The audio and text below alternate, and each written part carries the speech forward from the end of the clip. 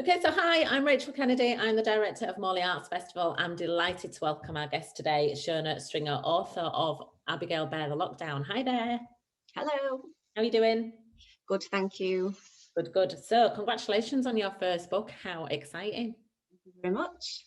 Can you tell us a little bit about where the idea came from for your book, please? Yeah, the inspiration behind the book initially was while I was teaching my dance classes back in the first lockdown, when we started back in March. The dance studio, Zest Dance Studios closed.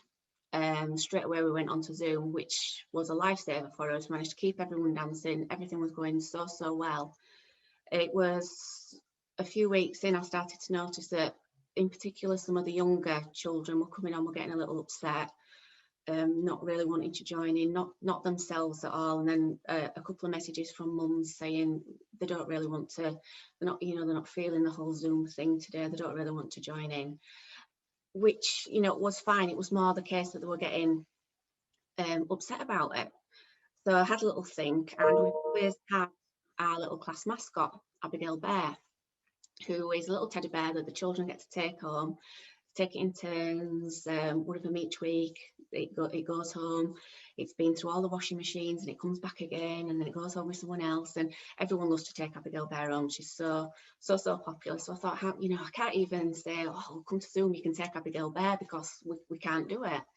So instead, I had the thought to write a little story about Abigail Bear and everything that Abigail Bear had gone through, how school had had to close for her too, and she couldn't go to her dance lesson, and she missed her friends, and how she was feeling. And I just sent that out to the children to just say, it's okay, I know how you feel. Abigail Bear's feeling exactly the same, but everything's going to be okay. That's really sweet. I didn't realise it was based on an actual bear. I just thought it might be like a little imaginative. A little threadbare bear she is now. Going on the left now. And so what or who would you say your inspirations were for the book? Was it the children at your class? Yeah, it was the children. There were a few in particular that just were not themselves, and after teaching them for a few years, you get used to their little bubbly little smiling faces, and that had just got, instead of getting little sad or tears. And so yeah, it was 100% those children. How long would you say it took you to write the book? The initial first draft of the book, probably not too long at all. Once I got the idea and I started thinking about just the situation we were in and the journey that the children had been through, it's like the ideas were all then. It was like, get it down on paper. Then it was a case of walking away from it and going back to it and thinking, no, that's not quite right, I'll change this and I'll change that. So to get that first draft ready to send out to the kids, which is what I was wanting to do, probably only a couple of weeks. After that, once it was with the publishers and it was being made into a book that was going to go on sale, several months work of changing things and putting things that needed to be in there. Okay, bit of a learning process for you then. Yeah, huge learning curve, definitely. And it's been beautifully illustrated by Lynn Stone. Did you know Lynn before you wrote the book? No, Lynn was introduced to me by the publishers. They give you a list of professional illustrators that you can have a look at, and had a little flick through, and I looked at Lynn's work, and she'd done some gorgeous little drawings of, specifically, she doesn't just do animals, but she's done some really cute little illustrations of animals, and I just thought, yes, she looks like she can bring Abigail Bear to life. So we had a chat on the phone, and she's just absolutely lovely. So, and she was just so much help to me, because that I didn't know where the illustrations needed to fit. I had the story and I can see it in my head, but I didn't know for a book where the illustrations needed to fit in, and that's where Lynn came in and made her suggestions, which were fabulous. So when you saw her interpretation of what Abigail looked like, it was a complete surprise to you? Was it all her ideas? Yeah, all hers. Maybe in my head at the time, Abigail, I didn't see this Abigail Bear that she is now, but as soon as I saw the illustration, and she's got a very animated little face in the book, and I thought, that is Abigail Bear. So yeah, that's amazing. So was it a one-off, the book, or do you have the writing book now? Is there going to be more? I think I do have them. I'd love to write more. I have actually wrote another one.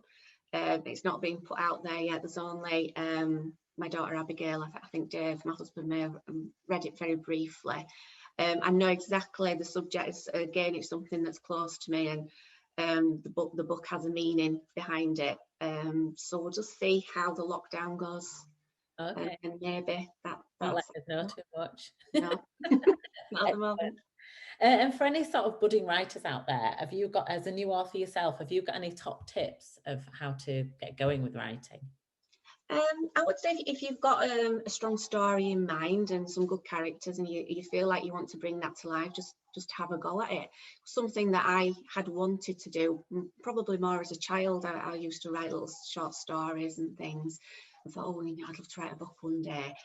And then just thought, well, I will do it then. And it's like anything in life. Sometimes if you think, I've always wanted to do that, maybe just give it a go.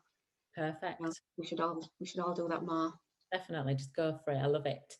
And lastly, if people want to get a copy of it, where's it available to buy? Well, you can head straight to Amazon. Amazon do have it. They don't have a buy it now button at the moment. There are sellers selling it on there.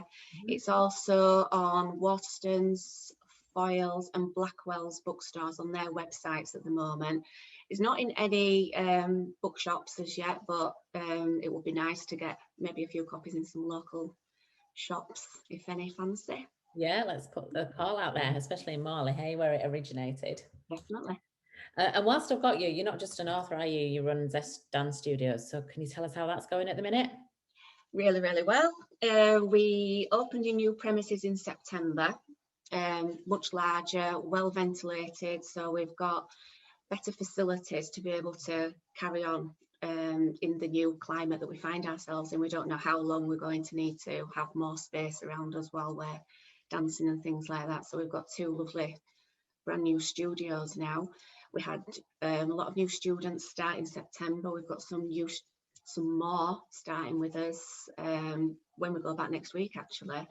But for the last 4 weeks, we have been back on Zoom. So the classes have been continuing. The kids have been great. And we're filming a digital show next weekend on the 6th.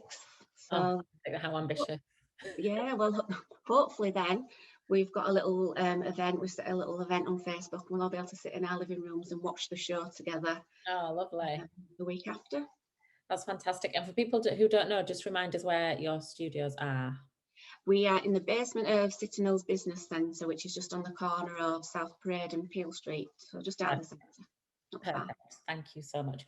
Well, Shona, I wish you all the best for your book, and I'm really excited to see the second one already, even though you won't tell us much about it right this and thank you very much for joining us, and take care of yourself. Yes, you too. Thank you. Bye-bye.